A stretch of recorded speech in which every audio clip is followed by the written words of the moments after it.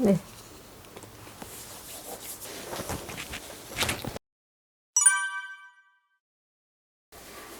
간단하게 자기소개 좀 네. 부탁드립니다. 어떻게 살다 보니까 청소년들하고 같이 살게 돼서 19년간 같이 청소년들하고 94년부터 2013년까지 같이 살았고요. 그룹홈에서. 그 다음에는 이제 여기 법인에서 일을 같이 보고 있는데요. 이런 사회적 가치에 대해서 관심을 가지게 된 특별한 계기가 어떤 거 있었는지 궁금해요.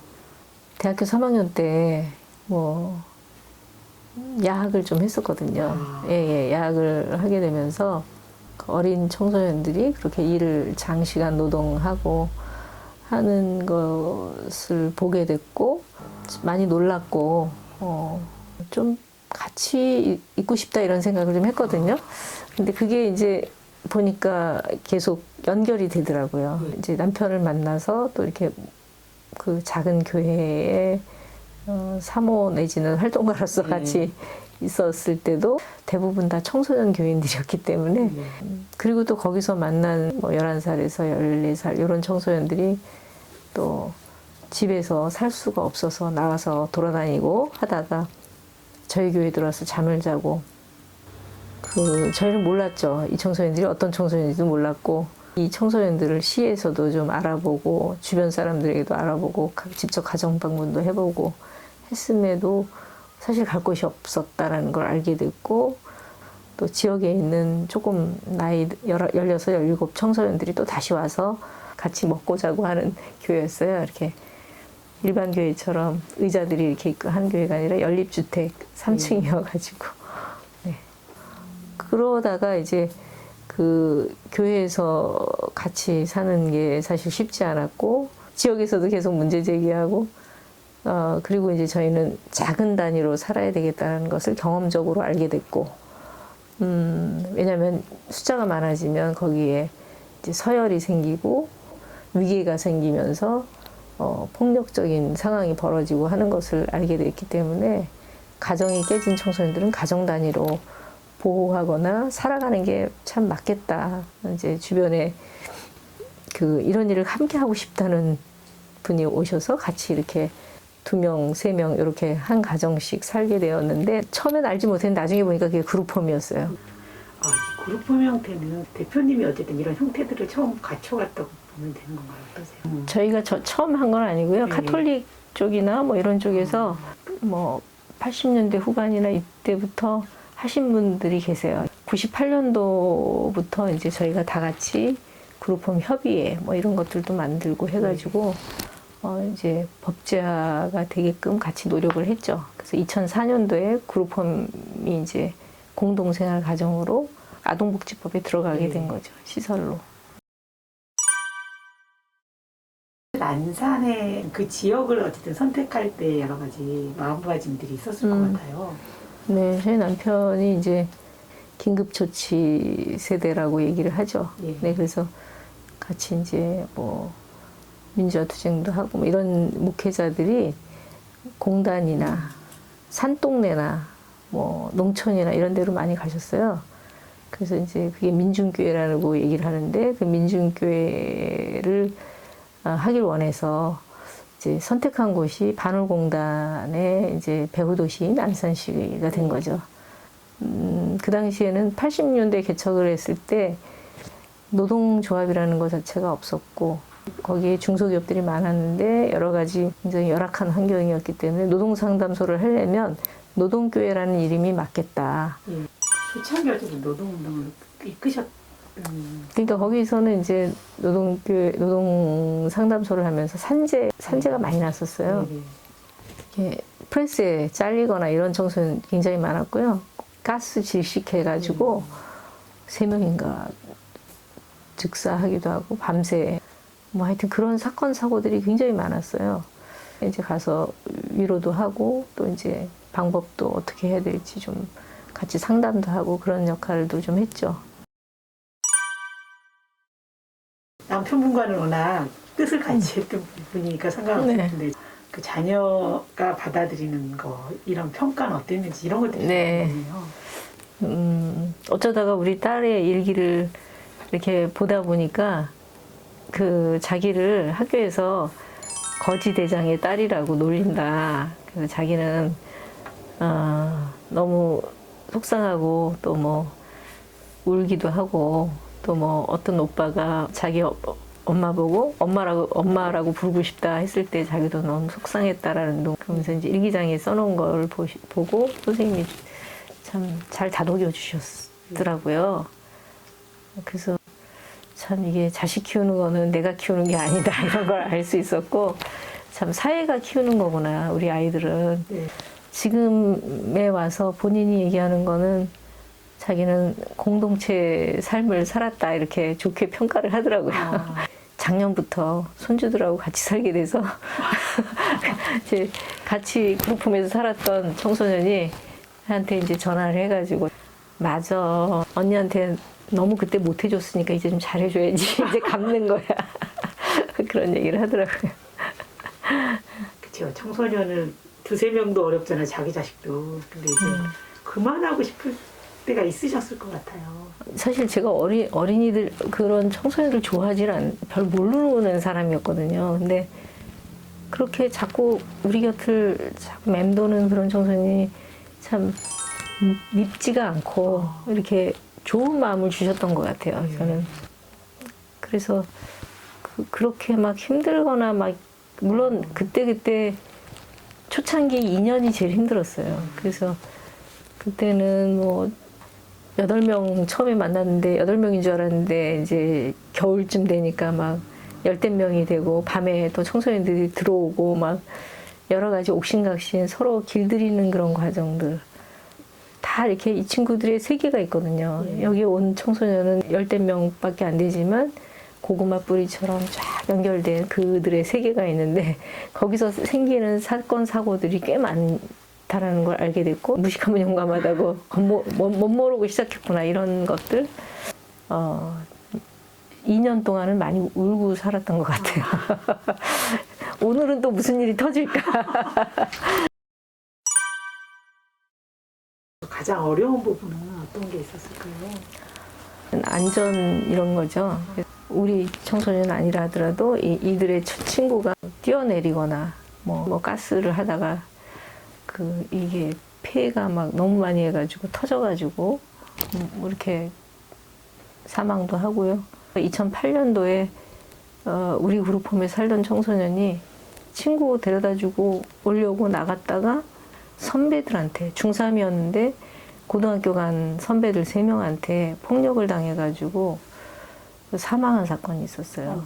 자고 있는데 뭔지 몰랐죠. 1시인가 2시쯤에 때리릉 벨소리가 울려서 이제 전화를 받으니까 경찰에서 연락이 와가지고 저희가 그때부터 이제 장례를 다 치르는 준비를 하고 좋은 학교 고등학교도 있었고 시의원 아드님도 있었고 가해자가 그런 화해 절차 어떻게 해야 될지 잘못한 것들을 또 사죄하기도 하고 부모님한테 뭐 여러 가지 그런 절차를 거치면서 참 마음이 많이 아팠고 그 청소년이 참 진짜 이쁜 청소년이었거든요. 남자 청소년이었는데 마음씨도 이쁘고 그런 큰 사고들이 사실은 좀 힘든 사건들이었고요. 어떠세요? 이제 가장 보람 있었던 순간들? 사실은 제가 뭘 다 할 수 있는 것도 아니고 많이 뭘 했다고 생각하지 않고요. 청소년들에게 보다 뭔가 발판을 더 마련해 준다면 인적 자원이 굉장히 중요하다 이렇게 생각을 해서 서울에 오게 됐거든요. 그러니까 안산에는 그룹홈과 쉼터가 있었고요. 그러한 모델이 좀 확산되어야 된다고 생각을 했고 2007년도에 여기 서울에서 그룹홈과 청소년 지역아동센터, 또 교육복지 지원센터, 또 버스로 상담하는 움직이는 청소년센터, 엑시트, 자립햄 뭐 이런 것들이 청소년에게 필요한 것이기 때문에 저희가 하게 된 거고 그렇게 지평을 넓혀오면서 그룹홈이라는 곳이 사실은 담아내는 숫자가 적고 거기에 오는 청소년들의 비율이 굉장히 적은 거예요. 아직도 거리에 있는 청소년들이 많고 오히려 그룹홈이나 쉼터에 많은 규칙이라든지 또 공동생활이라든지 이런 것들이 싫어서 계속 거리를 이제 배회하는 청소년들이 많이 있다라는 것을 더 확인하게 됐고, 또 이들을 지원하는 이제 시스템을 갖추게 된 것이 굉장히 바람직한 일이었구나. 그리고 또 이제 2015년도에는 전북에 자치연구소 달그락달그락, 그리고 지금 기류의 청년학교까지 하고 있는데, 그렇게 해서 또 청소년 참여권, 단순히 이제 보호라든지 그 생존권과 발달권 이런 차원이 아니라 어떻게 하면 사회에 목소리를 내고 참여를 할 수, 정책적인 참여를 하고 할 수 있을 것인가, 그런 청소년의 주도성을 좀 더 강화하는 쪽에 활동을 많이 할 수 있는 기반을 마련하는 게 굉장히 중요한 포인트라고 생각이 됩니다. 지금도 근데 그룹홈이 계속 어쨌든 수요가 더 늘려야 되고 이런 거 어떠세요? 근데 그게 별로 이렇게 늘어나지 않는 게, 우리나라의 아동복지는 주로 보육원, 네. 대형 시설 중심이어서 이게 급여 차이도 다르고 굉장히 시스템이 달라요. 그래서 보육원 하시는 원장님들이 그룹홈을 하고 싶어도 잘 못하게 되는 그런 케이스가 많죠. 네. 운영비도 얼마 안 줘요. 20몇만 원밖에 안 줘. 30만 원인가. 올해 서울만 조금 호봉을 인정을 해줬어요. 여태까지 호봉도 인정을 안 해주고 그냥 똑같이 10년 된 사람이나 뭐 초임 사회복지사나 거의 다 똑같이 그냥 주고. 가장 기억에 남는 이제 친구들이 있었다면 어떤 친구들이 있을까요? 기억에 남는 청소년들이 많은데, 참 이 청소년들이 훌륭해요. 그래서 그렇게 어려운 조건에서도 참 건강하게 살아남았고, 지금은 코로나로 그렇지만 제가 안산에 있을 때는 이 청소년들이 스스로 프로그램을 만들어서 거리에서 공연도 하고 막 그런 역할을 했거든요. 그런데 이제 거기에 오신 그 관객들이 동네 분들, 그 중에서 한 분도 술을 드시고 오셔가지고 조금 이렇게 비척대시고 굉장히 그 전체 분위기에 안 맞게 그렇게 하신 분이 계셨는데, 한 여자 청소년이 가서 그분을 딱 이렇게 팔짱을 끼고 잘 대화를 하고 모시고 나오는 그런 모습을 보게 됐어요. 그래서 나중에 어떻게 그럴 수 있었느냐 그랬더니 자기 아버지 생각이 났다고. 전혀 뭐 그런 것에 겁을 내거나 소위 말하면 그분이 와서 분위기를 망치는 역할을 하고 있었는데 그분을 잘 모시고 나오고 아주 존중하면서 그런 모습을 보고, 참 우리 청소년들이 훌륭하구나. 그만큼 삶의 어려움 속에서 자신이 참 힘들게 살아왔지만 그 속에서 배운 게 많구나. 그런 거 보고 깜짝 놀랐죠. 네. 또 본인이 하고 싶은 거, 자기 같은 청소년을 좀 더 좀 하는 일을 하고 싶다. 엑시트 같은 데서 일을 하고 싶다. 거리 청소년들. 그래서 다시 또 사회복지 쪽을 공부를 하더라고요. 하루를 살아도 가치 있게 살고 싶다. 뭐 이러면서 그런 말을 하는 걸 보면서 참 훌륭하구나. 그뿐만 아니라 뭐 다양합니다. 굉장히 훌륭하게 좋은데 취업한 청소년들도 있고, 또 장애를 잘 극복하고 또 이렇게 나간 청소년들도 있고, 다들 훌륭하고 또 여기서 들곳에서 오랫동안 근무하는 그런 분도 계시고, 저는 그냥 곁에 있었던 사람이지 제가 뭘 해준 건 그런 건 없어요. 본인의 그 속에서 좋은 심성들이 힘을 발휘하고 능력들이 커져가는 것을 지켜보는 그 기쁨을 좀 저는 누리고 있을 수 있었죠.